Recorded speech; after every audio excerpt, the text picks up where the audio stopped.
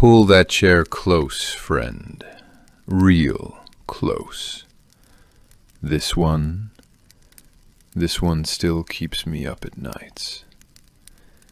They say grieving a loved one is the hardest thing a soul can endure. Most folks, given the choice, would rather not face it at all. But what happens when someone takes that choice away? When they bring back what should stay buried? I'm fixin' to tell you about a town that learned the answer to that question.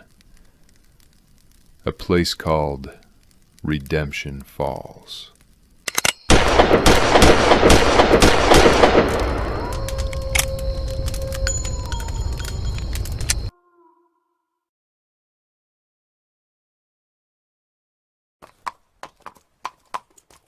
This was in the winter of 1880.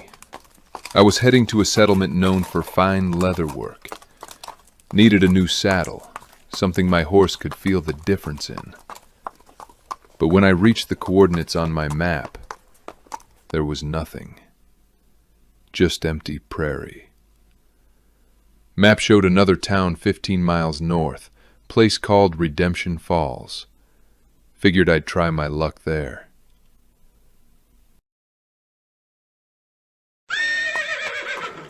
That's when I saw it. The graveyard. Now I've seen my share of graveyards, but this one, something was wrong. Graves dug up. Coffins empty. Fever outbreak, maybe? Body thieves? Or something worse. Found the gravekeeper taking his ease in the shade.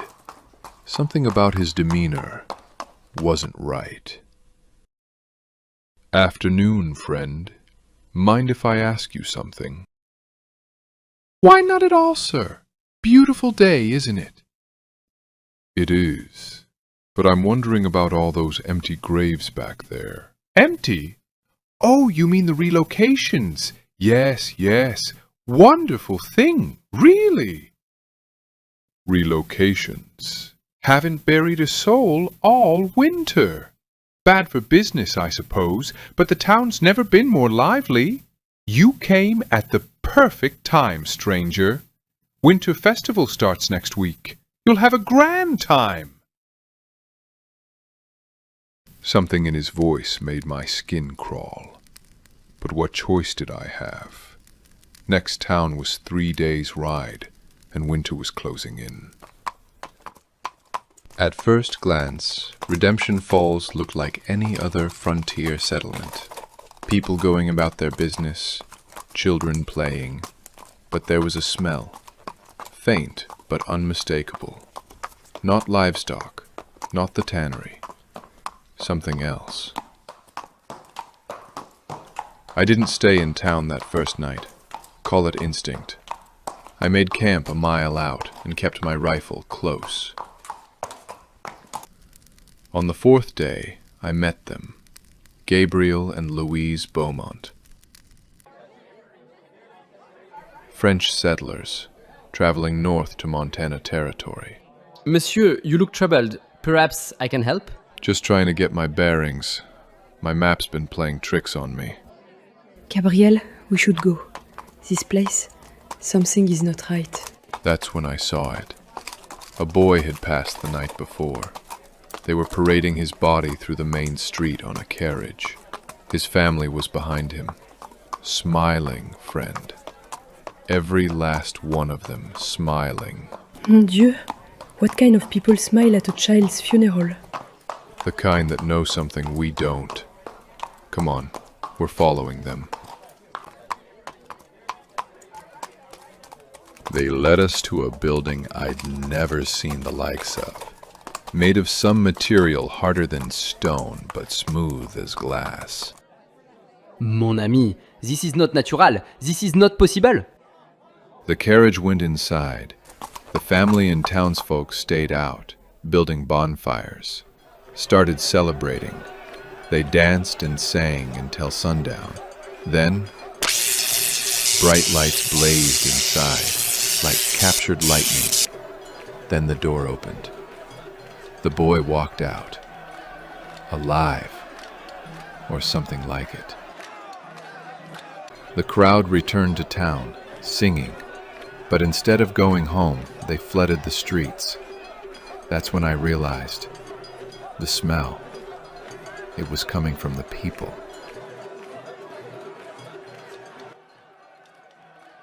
I'd seen this before. Once. A man in Perdition Creek who'd been brought back from death by a doctor named Aldrich. This whole town. They're all dead. All of them brought back. C'est impossible. Impossible. We must leave. Now. We were heading for our horses when the storm hit. Thunder cracked across the sky like gunfire, and that's when they changed. The thunder triggered something in them. Whatever kept them human snapped. They turned on the living folk, ripping, tearing, feeding. My camp! We head for my camp! Louise, stay close. But when we got there, they'd already found it. We were surrounded. Where do we go? Where? The building, that strange building, if it's strong enough to hold whatever Aldrich is doing. We made for the laboratory. Broke through a window, got inside. It was empty. Dead quiet. Then we heard him. They're awake now! My children are finally awake! The roof! He's on the roof! Death feared me, so I became its father! They said it couldn't be done! They said I was mad! Aldrich, what have you done to these people? Done? I've saved them! Given them eternity! Given them... Ah! I tried to reach him. We needed answers. But he jumped. Dieu, what is that? He landed on a bear.